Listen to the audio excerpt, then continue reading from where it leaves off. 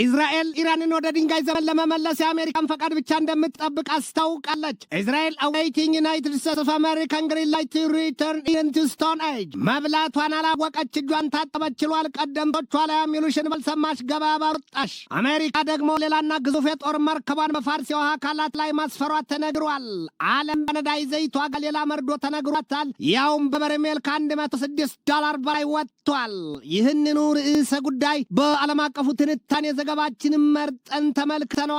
ከትንታኔ ዘገባው ጋር ትዕግስቱ ቀለነኝ። በአሜሪካ የትራምፕ አስተዳደር ቀድሞ ባወጣው መረጃ መሰረት የኢራን ጦር ኃይል መመናመኑንና መዳከሙን ነበር ያሳየው። አሁን ግን ይላል የአሜሪካ የራሷ የደህንነት መስሪያ ቤት፣ አሁን ግን የኢራን ጦር ኃይል መጀመሪያ ከተገመተው በላይ በእጥፍ ድርብ ጥንካሬውና የውጊያ ብቃቱ ከጥፍ እስከ ጸጉሩ የሞራሉና የወኔ ጥሩር ለብሶ ለጦርነት እየተቁነጠነጠ ነው ሲል ገልጦ አሳይቷል። የናቁት መንገድ ከሀገር ያወጣል ይሏል ኢትዮጵያ ነው። አንድ የአሜሪካ የደህንነት መስሪያ ቤት መረጃ ታዲያ አሁንም የኢራን ሚሳይሎች እና መርዘኛና መዘዘኛው 50% እንዲሁም ከኢራን አብዮታዊ ዘብ ኃይል የጦር መርከቦችም 60% ለአዲስና ግዙፍ ጦርነት ተሰድረውና ተወድረው የማዕትና መቅሰፍት አባላቸውን ለብሰውና ጉስጉሰው ተዘጋጅቷል ነው ያለው። የዎል ስትሪት ጆርናል ዘገባም ቢሆን አጣርቼ ደርሼበታለሁ ባለው ስርጭቱ ኢራን አሁንም በብዙ የሚቆጠሩ የባለስቲክና የክሩይዝ ሚሳይሎች አሏት ሲል አስረግጧል። ኢራን ከራሷ አልፋሳ አይደለም እንደ ለህዝቦላ ቢሉ ለሃውቲዎች ለካታይብ ህዝቦላና ለኢስላሚክ ሬዚስታንስ ወዲያም ለሐማስና ለክንፎቹ ተዋጊዎች ቋቅ እስኪላቸው የጦር መሳሪያና የሰው አልባ የጦር አውሮፕላኖቿን አይነት የምታቀርበው ሲሉ የሚያሳዩባቸው ለቁጥር ያታክታሉ። አቡን ቄስ ናቸው ወይ ቢለው ተርፎት ያቀስሳል ለይሉትን ያስታውሷል። ኢራን የጦር መሳሪያዎቿና የጦር ኃይሏን የጦር አውሮፕላኖቿንና የጦር መርከቦቿን ጨርሶ ወድመውባታል፣ ባዶ እጇን ቀርታለች ሲሉ መግለጫው የሰጡትም የሚሰጡትም ራሳቸው የአሜሪካው ፕሬዚደንት ዶናልድ ትራምፕ ናቸው። ጦርነት ግን በምኞት የሚገዛም የሚመራም አልሆነምና ከሜዳው ላይ ከግንባሩ ላይ ያለው ጉድና ጉዳይ ብዙዎችን ተኳሽ መራዡን እኛ ስናውቀው ዝናር በቀንም እንደባለቀውን አድርጓቸዋል ይሏቸዋል። የማታፍ ከበት ይሰፋልን ያስታውሷል።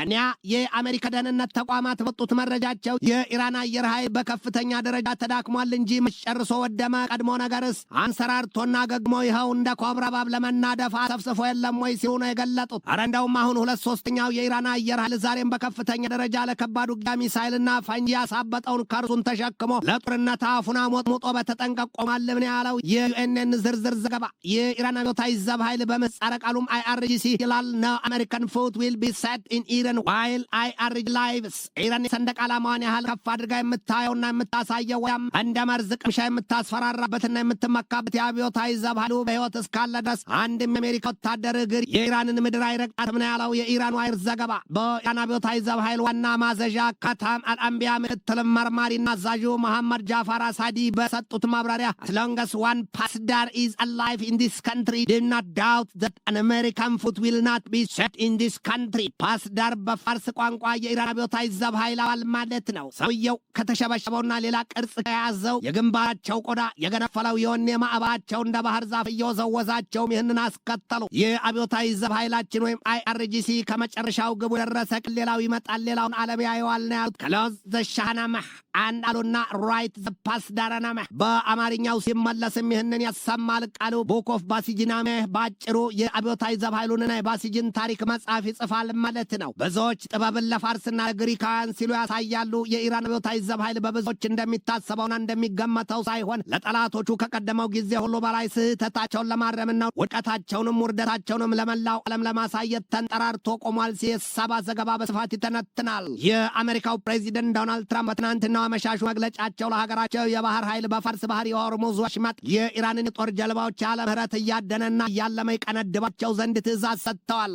አሜሪካ ከዚያም ውጭ ቀድሞ እዚህ ቀራቸው የማይባልላቸውን የጦር መርከቦቿን ቢሉ የጦር አውሮፕላን ጫይ መርከቦቿን በገፍ በመካከለኛው ምስራቅ ቀጠና ማስፈሯ ሲነገር ዛሬም ግን ሌላና ግዙፍ የጦር መርከቧን በፋርስ የውሃ አካላት ላይ መስጠጋቷ ተሰምቷል። ይህ ደግሞ የፈሪ በትር 9 ነው ይሏል ቀደምቶቹ።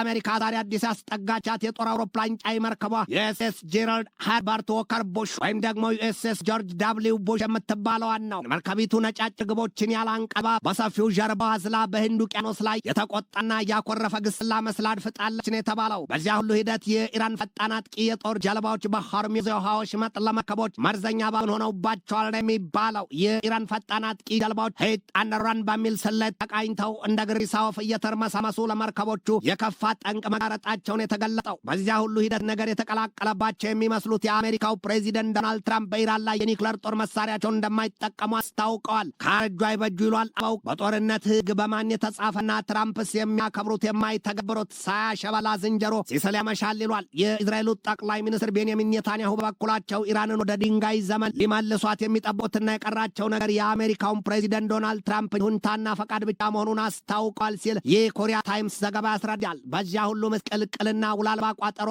አሊያም የእሳት ጨቀጨቅ ውስጥ ገባው ወዲያም ዳፋው ለድፍን ዓለም የተረፈው የመካከለኛው ምስራቅ ቀጠና ጦርነት በዓለም የነዳጅ ዘይት ግብይት እጥረቱና የዋጋ ንረቱ ዛሬም አዲስ መረጃ ወጥቶበታል። ያውም የነዳጅ ዘይት ዋጋ በበርሜል $106 በላይ ገብቷል ነው የተባለው። ለሀጣን የመጣል ጻድቃን ይተርፋል ሲያይ የገባን ሲሰማ ቀበራው ይሉትን መሆኑ ነው። አሊያም የቀበጡለት ሞት አይገኝም። ትንታኔ ዘገባውን ስናዘጋጅ በዋቢነት ቮይስ ኦፍ ኤሚሬትስን፣ ዘ ታይምስ ኦፍ ኢዝራኤል፣ ዘ ታይምስ ኦፍ ኢንዲያን፣ ዴይሊ ስታርን፣ ሂንዱስታን ታይምስን፣ አልጀዚራን፣ ፎክስ ኒውስን፣ ባርናማና ጄሩሳሌም ፖስትን ተጠቅመናል።